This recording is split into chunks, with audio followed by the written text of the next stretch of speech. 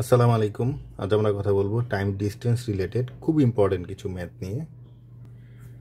সরাসরি চলে যাব অঙ্কের মধ্যে। প্রথম অঙ্কটা, OP travelled 1200 kilometre by air which formed 2/5 of his trip. OP 1200 kilometre পথ অতিক্রম করলো এয়ারে, এবং সেই 1200 কিলোমিটার ছিল টোটাল ট্রিপের 5/2 অংশ। তার মানে টোটাল ট্রিপ আমরা প্রথমে বের করি। 5/2 মানে হচ্ছে 1200, তার মানে 1 মানে পুরাটা কত, জাস্ট উল্টে যাবে 600 3000। সো টোটাল হচ্ছে আপনার 3000 কিলোমিটার। তার টোটাল ট্রিপটা ছিল 3000 কিলোমিটারের। এয়ারে কতটুকু সে ক্রস করলো? 1200। 1/3 of the whole trip he travel by car. কারে ক্রস করলো কতটুকু? 3000-এর 1/3 মানে 3 ভাগের 1 ভাগ। সেটা কতটুকু? তাহলে 1000। 1200 আর 1000 অলরেডি আমরা পেয়ে গিয়েছি। কত? 2200 সে ক্রস করছে এয়ার আর কারে। 2200 সে ক্রস করছে। এখন কি জানতে চাওয়া হচ্ছে? The rest of the journey he perform by train. তার মানে ট্রেন এসে ক্রস করলো কতটুকু? 3000 মাইনাস 2200, তার মানে ট্রেনে ক্রস করলো সে 800 কিলোমিটার। সেটাই জানতে চাওয়া হচ্ছে, the distance travel by train was, সেটা কতটুকু? 800। সো অপশন বি হচ্ছে আমার কারেক্ট আনসার। চলে যাব 2 নম্বর অঙ্কের মধ্যে। The ratio between the rates of walking of A and B is 2:3। এখন এ আর বি এর ওয়াকিং রেট হচ্ছে 2:3। আমরা জানি দুইটা অবজেক্টের যদি স্পিড এ অনুপাত বি হয়, তাহলে রেশিও অফ টাইম টেকেন হবে বি অনুপাত এ। কারণ স্পিড আর টাইম উল্টার দিকে চলে। তার মানে কি? মানে একটা বস্তুর স্পিড যত বেশি হবে, তার সময় তত কম লাগবে একটা ডিস্টেন্স কভার করার জন্য। সো দুইটা অবজেক্টের যদি রেশিও এ অনুপাত বি হয় ইন টার্মস অফ স্পিড, তাহলে রেশিও অফ টাইম টেকেন হবে বি অনুপাত এ, মানে উল্টা হবে। তাহলে আমরা দেখি এ আর বি এর রেটস অফ ওয়াকিং যদি 2:3 হয়, তাহলে রেটস অফ টাইম টেকেন কী হবে? রেটস অফ টাইম টেকেন হবে 3:2। এখন দেখেন, if the time taken by B to cover a certain distance is 36 kilometre, তার মানে কি? বি এর লাগে হচ্ছে 36 minute. If the time taken by B to cover a certain distance is 36 minutes, মানে বি এর একটা সার্টেন ডিস্টেন্স কভার করতে লাগে 36 মিনিট। তার মানে কি? দেখেন, 2 মানে হচ্ছে আপনার 36, 1 মানে কত? The time taken by A to cover that much distance is, তার মানে 3 মানে কত সেটা আসলে বের করতে বলা হচ্ছে। 2 মানে 36 প্রশ্ন মতে, কারণ বি এর রেশিও হচ্ছে 2, তো 2 মানে 36, 1 মানে কত? 3 মানে কত?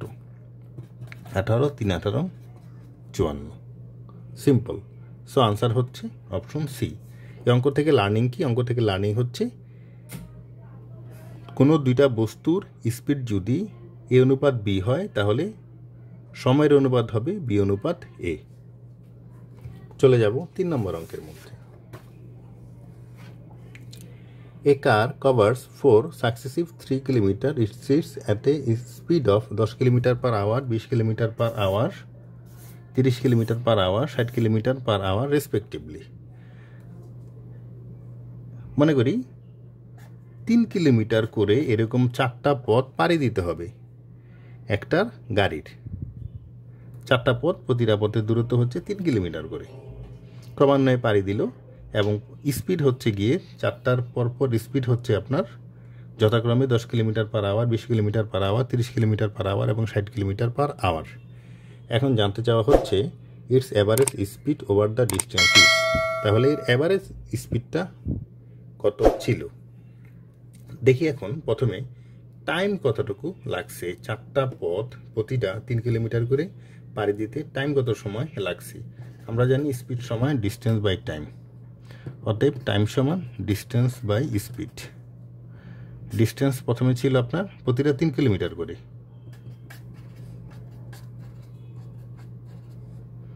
প্রথমটার জন্য ডিস্টেন্স কতটুকু 10, তারপরে 20, তারপরে 30, তারপরে হচ্ছে আপনার 60, লসাগু হচ্ছে 60, কতবার যাবে 6,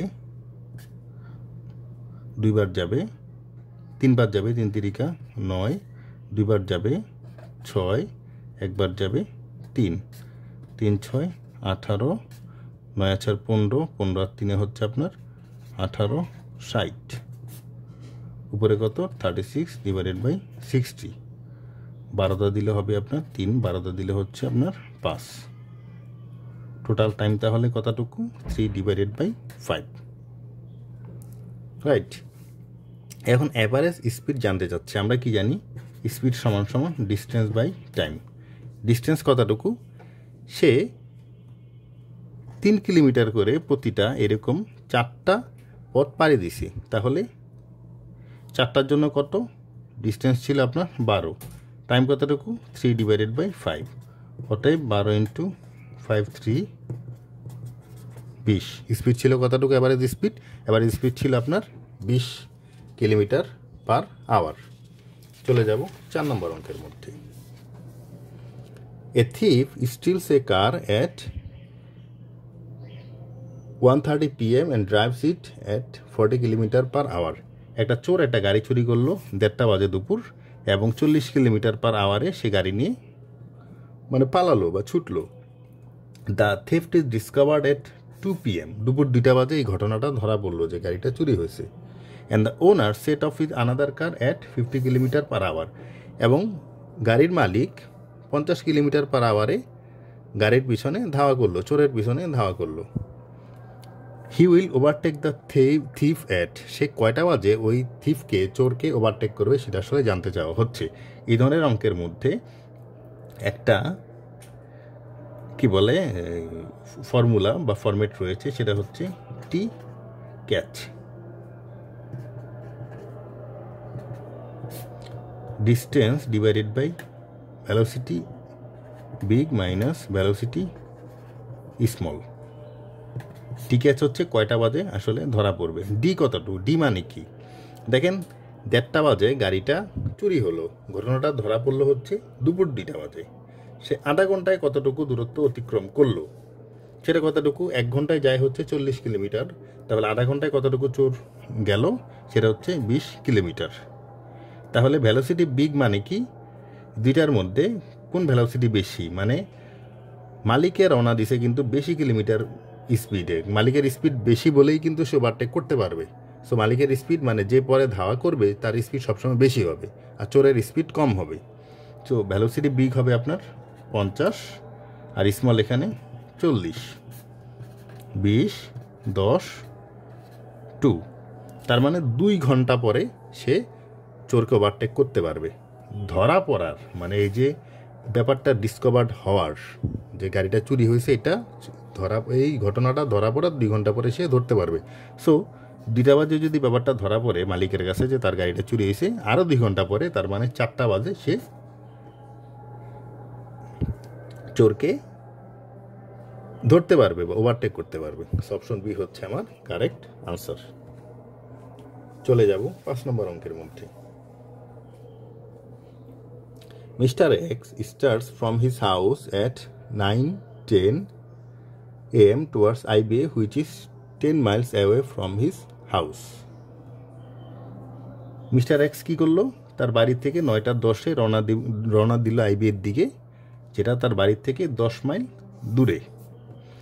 হি মাস্ট রিচ আইবিএ বাই 9:30, 9টা 10-এ রওনা দিল, 9টা 30-এর মধ্যে তার পৌঁছাতে হবে। তার মানে তার সময় হাতে পাবে হচ্ছে 20 মিনিট, 20 মিনিটের মধ্যে সে আইবিএতে পৌঁছাতে হবে।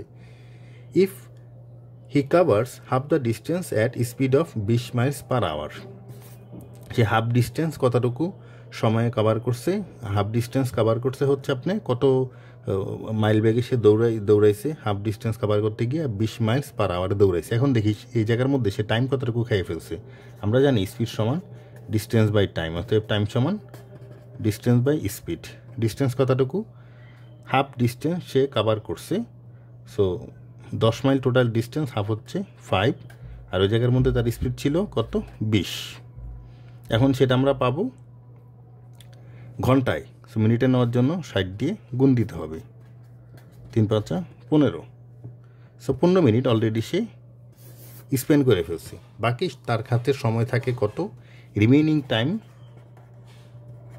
রিমেনিং টাইম হচ্ছে দেখেন 5 মিনিট, কারণ তার পৌঁছাতে হবে 9:30-এর মধ্যে, সে রওনা দিছে 9:10-এ, পৌঁছাতে হবে 9:30-এ, তার মানে টোটাল হাতে ছিল সময় তার 20 মিনিট, এর মধ্যে 15 মিনিট অলরেডি সময় স্পেন্ড করে ফেলছে। এখন 5 মিনিটের মধ্যে তার পৌঁছাতে হবে, সে 5 মিনিটে পৌঁছাতে চাইলে তার স্পিড কত হবে সেটা আসলে জানতে চাওয়া হয়েছে। আমরা জানি কি স্পিড সমান ডিস্টেন্স বাই টাইম। ডিস্টেন্স কতটুকু বাকি রইল? হাফ ডিস্টেন্সে কভার করছে, বাকি রইল আরও হাফ, তার মানে 5 মাইল রইল বাকি। টাইম কতটুকু? 5 মিনিটস। মিনিটসকে ঘন্টা নেওয়ার জন্য যেহেতু আমরা কিলোমিটার পার আওয়ারে দেখতে চাই, সো 60 দিয়ে ভাগ দিয়ে দিব, উপরে 60 নিচে 5, তাহলে তাকে 60 কিলোমিটার পার আওয়ারে আরও ছুটতে হবে যদি সে ওই অ্যালোকেটেড টাইমের মধ্যে আইবিএতে পৌঁছাতে চায়। সো আনসার হচ্ছে আমার অপশন বি। চলে যাব 6 নম্বর অঙ্কের মধ্যে। A truck driver must complete a 180 kilometre trip in 4 hours. 180 kilometre একটা ট্রিপ সে 4 ঘন্টার মধ্যে একটা ট্রাক ড্রাইভারের কমপ্লিট করতে হবে।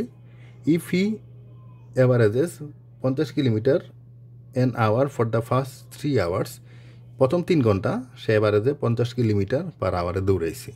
তার মানে প্রতি ঘন্টায় যদি 50 কিলোমিটার দৌড়ায়, তাহলে 3 ঘন্টায় কতটুকু দৌড়াইছে, কতটুকু ওভারকাম করছে, কতটুকু ক্রস করছে ডিস্টেন্স, সেটা হচ্ছে 150। বাকি রইল কত? 180 মাইনাস 150 মানে 30 কিলোমিটার বাকি রইল ডিস্টেন্সের। সময় বাকি রইল কতটুকু? সময় বাকি রইল 1 ঘন্টা। এখন কি জানতে চাওয়া হচ্ছে?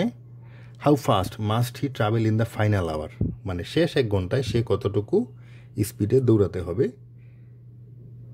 তাহলে সময় বাকি রইল হচ্ছে আমার 1 ঘন্টা, ডিস্টেন্স বাকি রইল 30 কিলোমিটার, সো তার স্পিড হবে 30 kilometre per hour. Very simple. So option E হচ্ছে আমার কারেক্ট আনসার।